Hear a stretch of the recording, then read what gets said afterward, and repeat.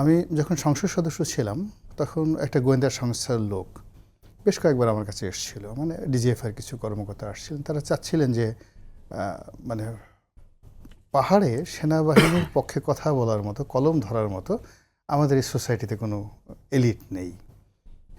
সবাই মানে নিজেদেরকে ধরেন ঢাকা বিশ্ববিদ্যালয়ের টিচার, তার জ্ঞান কমে যাবে যদি সে সেনাবাহিনীর পক্ষে কথা বলে, বা তার মর্যাদা বেড়ে যাবে যদি সে পাহাড়িদের প্রতি সহানুভূতি দেখায়। এরকম একটা 2009-10 সনে তখন ওই সময়টাতে আমার যেটা প্র্যাকটিক্যাল এক্সপিরিয়েন্স, আমি তো আসলে পাহাড়ে ওইরকম গহীনে ওইভাবে যাইনি। আমি একবার দুইবার ওখানে গিয়েছি ভ্রমণ করার জন্য। ওখানে রাজনৈতিক যারা নেতৃবৃন্দ, পাহাড়ি বাঙালি সবার সঙ্গে বসেছি এবং বসার পরে ওই সময়টাতে থানসি, আমি যে সময়টা বলছি সেটা হলো শেখ হাসিনার জামানাতে, এটা ধরেন 2017-18 সনের দিকে। ওটা নিয়ে আমি নয়াদিগন্তে বেশ একটা লেখাও লিখেছিলাম যে থানচির গহীন অরণ্য মূলত অস্ত্রধারী এরকম পাহাড়িদের দখলে।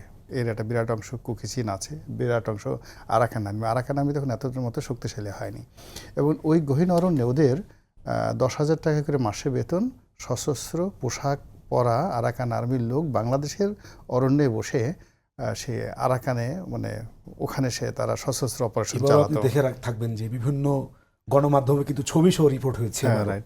তো আমি ওইটা 2017-18 সনে এসে নয়াদিগন্তে লিখলাম। কিন্তু অবাক করার ব্যাপার হলো যে সরকারের বিভিন্ন মহল থেকে আমার কাছে, আমি যখন সংসদ সদস্য ছিলাম, ওদের পক্ষে লেখার জন্য, মানে আর্মির পক্ষে লেখার জন্য অনেক অনুরোধ আসছে। বাট এরকম একটা লেখা লিখলাম, কিন্তু কেউ কখনো একটা টেলিফোন পর্যন্ত করলো না। সরকার কিন্তু আমাদের এখানে সিভিল অ্যাডমিনিস্ট্রেশন, মিলিটারি অ্যাডমিনিস্ট্রেশন, তারা ওখানে অনেক ডিফিকাল্টি ফেস করছে, প্রচুর তারা সমস্যা ফেস করছে, কিন্তু তাদের পক্ষে সেনাবাহিনী তো আসলে সব কথা বলতে পারে না। দেখেন, উনি একটা লেখা লিখলো, আমি একটা লেখা লিখলাম। আমি যদি বাংলাদেশ প্রতিদিন একটা লেখা লিখি, হয়তো 50 লাখ লোক পড়লো বা 10 লাখ লোক পড়লো। আমি একটা ফেসবুকে স্ট্যাটাস দিলে সেটা কোটি কোটি মানুষের কাছে চলে যায়। তো এইরকম যারা সেলিব্রিটি আছে তাদেরকে আমাদের সেন্ট্রাল গভর্নমেন্ট এখন পর্যন্ত পাহাড়ের বিষয় সম্পৃক্ত করতে পারেনি জনমত তৈরি করার ক্ষেত্রে। ফলে আমরা এই ঢাকা শহরে বসে যে চিত্রটা দেখছি, ওখানে চিত্রটা আরও ভয়াবহ উভয় পক্ষের জন্য।